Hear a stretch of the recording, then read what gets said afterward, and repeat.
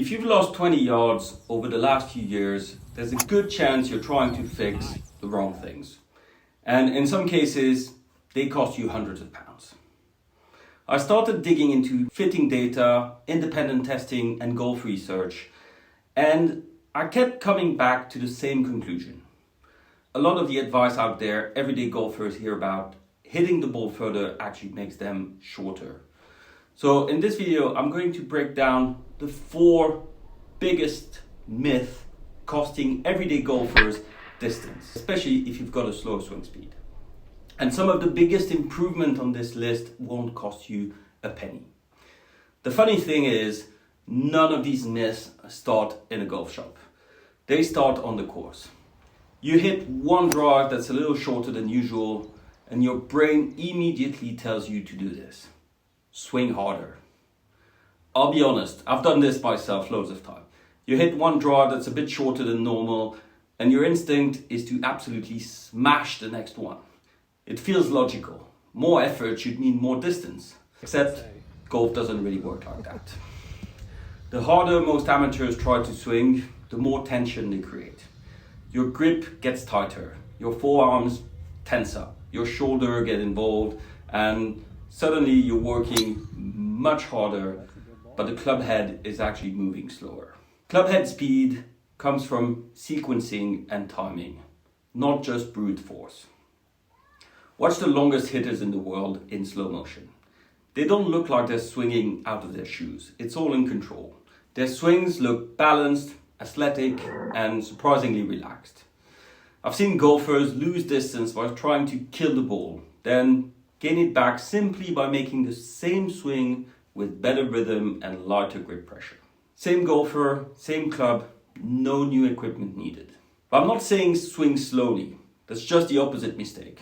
I'm saying stop confusing effort with speed.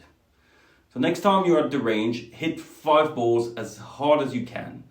Then hit another 5 with nothing more than a very smooth, balanced swing.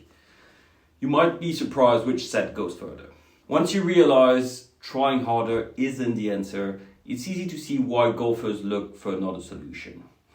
Usually, that solution costs about £600 in the form of a brand new driver, supposed to give you an extra 20 yards back.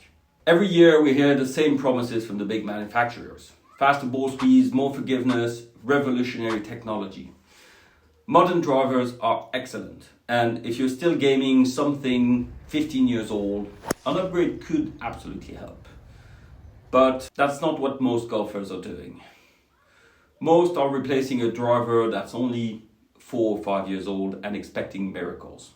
You're not gonna get any. Modern drivers are already close to the legal ball speed limit. If manufacturers really could add 10 yards every single year, today's Tool Pro would be driving the ball 500 yards. What actually makes the biggest difference is whether the club fits your swing. My Golf Spy found golfers gained around 11 yards on average from a proper driver fitting. Not because everyone bought the latest model, but because they ended up with the right loft, shaft, and setup. That's the difference between buying a new driver and buying the right driver. So before you spend 600 quid on the latest release, ask yourself one question. Does my current driver actually fit me? If the answer is, I don't know, that's probably where your money should go first. And if your driver doesn't fit you at all, there's one part of the club that's far more important than most golfers realize. And it's probably the cheapest part of the whole club to upgrade, the shaft. It's one of the most persistent myths in golf. Somewhere along the line, we're convinced that a stiff shaft became the shaft that good golfers play. But shaft flex isn't a badge of honor. It's about matching the shaft to your swing. If your swing speed is high enough to load a stiff shaft or an extra stiff shaft properly, great. If it isn't, you're making it way harder to launch the ball and maximize carry. For example, if you swing at 82 miles per hour, playing an extra stiff shaft isn't making you look like Rory. It's making golf harder than it needs to be. I've seen golfers gain noticeable distance simply by moving into a shaft that actually suits their speed. So you don't necessarily need a new driver either. Consider a shaft change. That's often far cheaper than replacing the whole club. Keep your existing head, but just change the shaft. That's why I'd always recommend getting fitted before buying anything new. The right fit almost always beats the newest release. But there is one problem that no fitting can solve, because it's not about your equipment at all. It's the story so many golfers tell themselves once they start losing distance.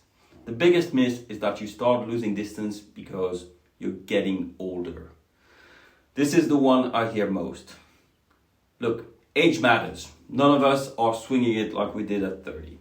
But golfers often blame age for things that are really bad habits. They grip tighter, they swing harder, they keep playing equipment that doesn't suit them. Those aren't age problem, they're ego problem. They're fixable.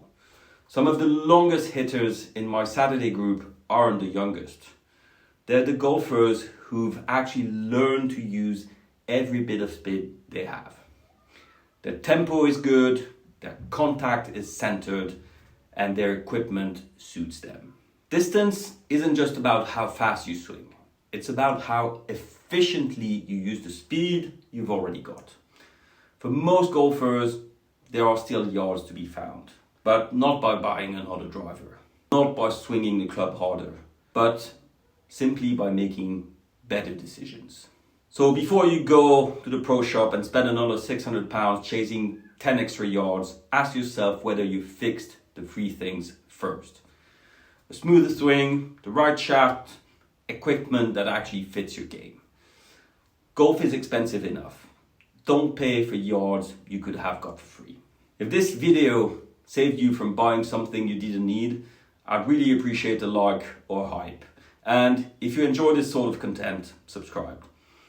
And if you're wondering whether your golf ball is costing you distance as well, watch this video. The result genuinely surprised me.